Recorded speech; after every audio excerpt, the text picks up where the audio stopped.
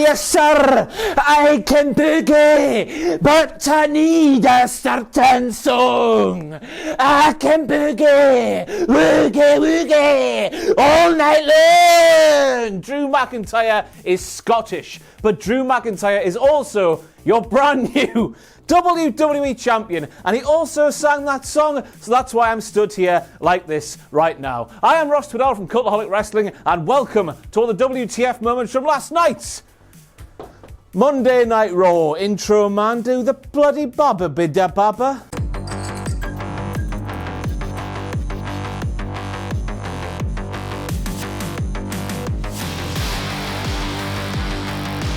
This is for Movember. It is not a fashion statement. I can see your fingers going. Stop the comments, it's fine. I'm making my head look like more of a tit than it normally does in order to raise money for a good cause. Anyway, we kicked off this week's thrilling installment of Monday Night Raw by learning from the mouth of Randall Keith himself, why he wasn't released by WWE way back in the day when the company used to hand him all kinds of fines and suspensions and smacky bums. And wouldn't you just know it, Randall Keith himself claimed it's because he's very good at the wrestling. Oh. And there I was thinking it was because he used to suck off Triple H, yeah? Oh. Or maybe I was thinking it was because Randall Keith didn't have his own OnlyFans account, all while he is of course selling his own merchandise line of clothes. You see, OnlyFans, making money from that away from WWE, that's a step too far, but making money off selling your own clothes, using sort of your WWE nickname, that's completely fine, isn't it? And then we saw the unadulterated meta-ness that we saw on last week's SmackDown carry over to Raw. And that's because, you see, the thread that ran through the tapestry that was last Friday's SmackDown was building up to a match that didn't even exist. Daddy Drew McIntyre versus Roman Reigns. And then we get to last night's Raw and we're hyping up The Miz himself cashing in his Money in the Bank briefcase on Daddy Drew McIntyre, who at that time wasn't even WWE champion. Of course, after last week's SmackDown, those of you who saw the WTF moments for that show would have seen me stood here asking the question, well, have WWE spoiled the outcome for that Daddy Drew versus Randall Keith matchup that took place last night? And after this, they might as well have had Tom Phillips come onto the stage and go, well, it looks like Drew McIntyre's winning the title later. There's no point in watching. We've just got to ask the question, haven't we? Why wasn't Randy Orton involved on SmackDown? And why wasn't Randy Orton more heavily involved in that opening segment to last night's Raw? It really telegraphed, in my opinion, what was to come, even though I still like what came later. I'm so confused. That's not the WTF moment, by the way. I know I'm always confused. I'm confused because we all know that Survivor Series is the one night of the year where WWE Raw and SmackDown go head to head, brand supremacy, the best of the best. All of that utter meaningless bollocks. Shampoo is even being thrown in the mix this year. But then we flick on last night's Raw and we see this match here and we learn that the powers that be who are running Monday Night Raw, who are making the draft picks for Monday Night Raw, who want to ensure Raw, presumably, beats SmackDown at Survivor Series, are booking that match there where all the members of the Raw Survivor Series team are involved. They're going to beat each other up 6 nights before they are set to take on SmackDown. How does this make any sense? It devalues what is already a valueless feud between Raw and SmackDown. What's the feud there? If you know, let me know, because it would appear with matches like that there, Raw certainly does not want to win at Survivor Series on Sunday. I cannot be the only person thinking that match there makes no sense whatsoever. Let them rest up before the big show on Sunday. And I know we might have just seen her as part of the graphic in the previous WTF moment, but after the reckless bollocks that idiot Dana Brooke was doing over the weekend, I've got to make it a WTF moment. Why is she out there doing things on Monday Night Raw this week? I assume she was tested, and I assume she passed that test, and that's why she was appearing on last night's Raw. But if I was in charge of WWE, and I'd seen what Dana was doing over the weekend, and had locked her in a room for a long time, bare time, farm. That sounded a lot more sinister than I intended it to. And then we've got to make it a WTF moment, the moment where Nia Jax and Shayna Baszler further injured the arm of Mandy. The already injured arm of Mandy. And I don't care if Nia Jax and Shayna Baszler are power-hungry heels. It just doesn't make any sense when we have Survivor Series and those lasses there are on the same team on Sunday. I'm going to the football here because we have Roy Keane, the biggest heel in in professional football history. Keno, he wanks his dogs, Keno, etc, etc, etc. Even though he was the biggest, most power-hungry heel in the history of professional football, you did not see Roy Keane injuring his teammates a matter of days before a big cup final. Why? I had to do that, didn't I? It's because he wanted to win the cup final and he knew he couldn't do that without his teammates. So why is that happening on Monday Night Raw? And then we have the irony of Nia Jax shouting to Lana, "You suck! Get out of there, Lana." Now I know what you're saying, but you be quiet now a second, dear viewer. Oh, what do you like? Because I know that Lana might not be everybody's cup of tea, but I don't care who you are, you have to recognise that Lana, she tries, and Lana, she's always looking to improve. One thing Nia Jax simply doesn't seem to do as she injures opponent after opponent after opponent before we get to last week's Raw, of course, where she threw Mandy through the ropes a little bit too hard and caused Mandy to injure her arm. And Squared Circle told me Nia did that, and Squared Circle are never wrong. And then we've got to make it a WTF moment. Yes, I concede you could be saying Lana is the proverbial rabbit in the car headlights as the car comes towards it at a rate of knots before squashing it and splattering that rabbit's brains all over the tarmac. But the amount of time Lana had to run away there and Lana did not run away, it's got to be a WTF moment, especially when Lana knew fine well what was about to happen. And in this moment it became clear to me what's been going on Monday Night Raw for the past 19,000 weeks as Lana has been put through the announce table by Nia Jax. It's Lana's kink. That's the only explanation for this WTF moment right here. Why didn't she run away? And why did she trust Nia Jax once again after Nia Jax did the same thing on last week's show? Riddle. What could that first M possibly mean, you first nameless man? Get new gear, man. And then we have a direct quote from AJ Styles to his big associate when he said, "There's no way you could be talking to Riddle. You don't even speak English, right?" Of course I do, Almos replied. He's got a bloody name. He's called Almos. I think that's what they said.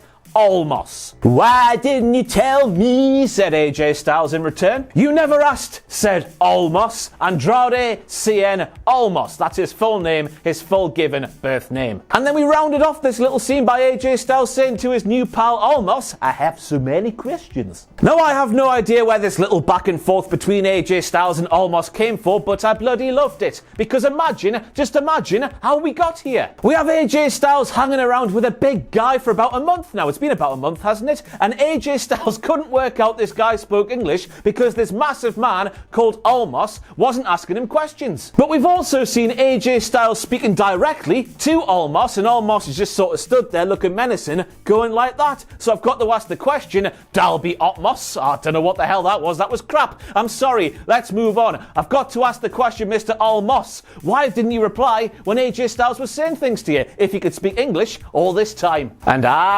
WWE, that thing there, it's clever. And that's because, dear viewer, WWE clearly saw what Dana Brooke, the reckless and silly and stupid Dana Brooke, was doing over the weekend. So they had Reckoning from Retribution attack her because Reckoning wears the mask like Dana should have been wearing hers.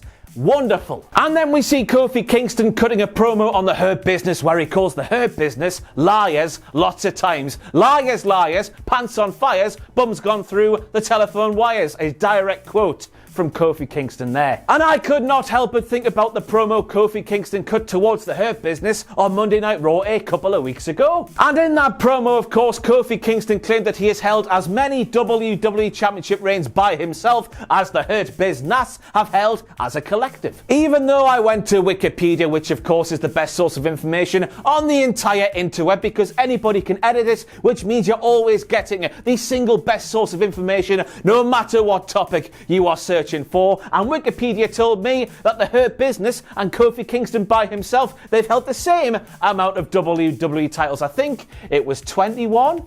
I might be wrong. It's on WTF Moments a couple of weeks ago if you want to see. And then just as we were cutting to commercial break, Kofi Kingston, I saw you. Yes, of course, Kofi Kingston, as well as calling the Hurt Business liars, also called them the Jerk Business. And what was the sickest punchline in the history of punchlines? I don't know what the hell I'm doing, but we're cutting to that commercial break, and what's Kofi doing? He's shouting the Jerk Business, while doing that with his hands. And I was thinking to myself, wanking!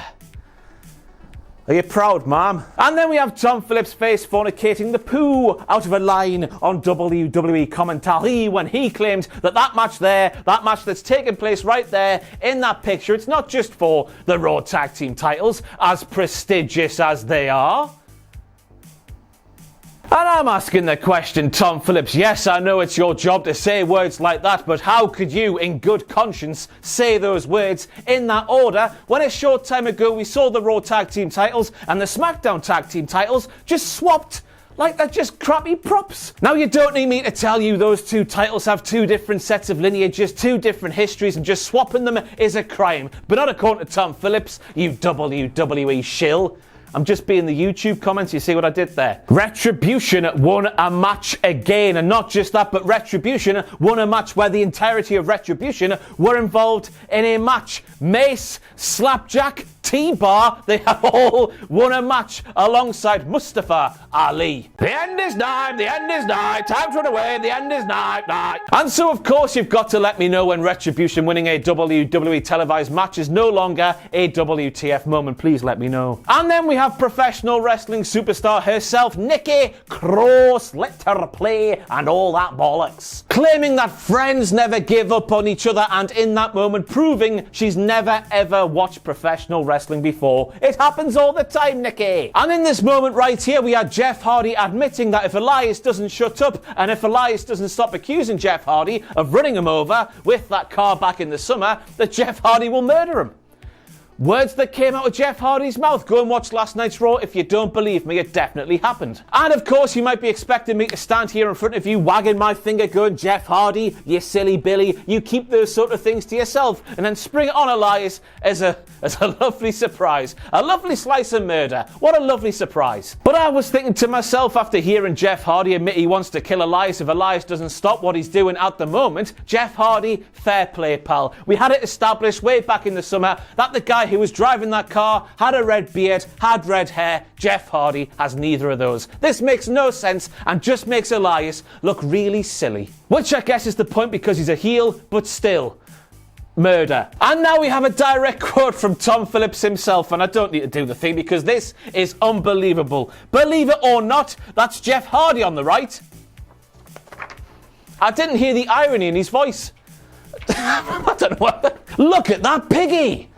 Huskers in the background, you horrible bastard. So it would appear that The Fiend versus Orton is the feud coming out of Randy Orton, of course, losing the WWE title on last night's show. And ooh. So then we get backstage and we see Shayna Baszler and Nia Jax moaning to each other because the pair of them idiots, they hurt Mandy's arm too much. She was pulled from the Raw Women's Survivor Series team. Dana Brooke was shown how to wear a mask by reckoning she was pulled from the Survivor Series team. And those two were replaced by Peyton Royce and of course Lacey Evans. Now the first WTF moment has to be Nia Jax and Shayna Baszler complaining that they did the things that they did. And then the second WTF moment has to be the fact that Nia Jax and Shayna Baszler were bemoaning the fact that Dana Brooke was replaced by somebody who, within the realms of storyline and kayfabe of course, is better than her. You don't get any worse within the realms of storyline and kayfabe than Dana Brooke, do you? And Nia Jax and Shayna, they were moaning that she was replaced. I'd have been jumping for joy. And then speaking about the decision to add Lacey Evans and Peyton Royce to the Survivor Series team, Nia Jax said this is the worst decision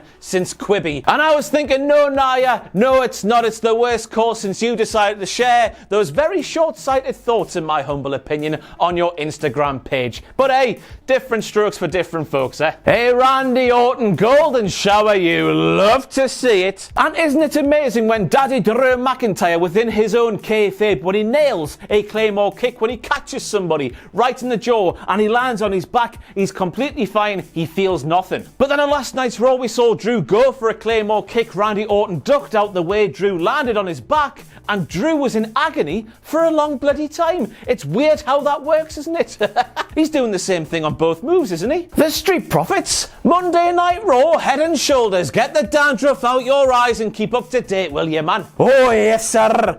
I can boogie. This is where we get to this portion of the WTF Moments, because you might be sat here, a fan of World Wrestling Entertainment, but not a fan of the Scottish national football team. And just to educate you, yes, Scotland do have a national football team, but you wouldn't have known that if you were born any time after 1998, the last time they qualified for a major international tournament. Well, they've qualified for the Euros next year, and because they did that, they started singing that song, and because Daddy Drew is Scottish and presumably supports the Scottish national football team, he sang that song a little bit during that match against Randall Keith on last night's show.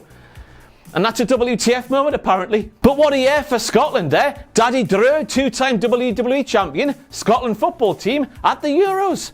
They would have thought it. And who would have thought a simple back bump off the apron through a table would have left Randall Keith sounding like Seth Rollins?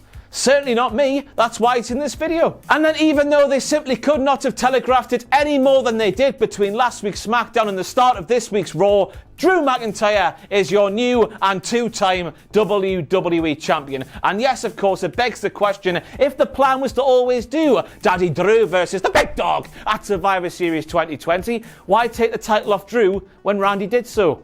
Seems a bit silly, doesn't it? Unless, of course, now reckon this is the case, they're just padding out Drew McIntyre's numbers because, of course, a two-time WWE champion seems a lot more bigger and betterer than a one-time WWE champion. Jinder Mahal is a one-time WWE champion, but now Drew McIntyre is a two-time champion. He's twice as good as Jinder at the very least, so phew. And then you might have seen as the final 3 count was happening during that match last night that Randall Keith spanked Drew McIntyre on the ass. Why he did that, I've got no idea. Maybe, just maybe, Randall Keith loves Drew. And I've been Ross Twiddell from Cultaholic Wrestling. Thank you for watching this absolute rambling nonsense of a WTF Moments video for last night's Raw. Yes, sir, I can boogie. I'm going to stop doing that. See you next time.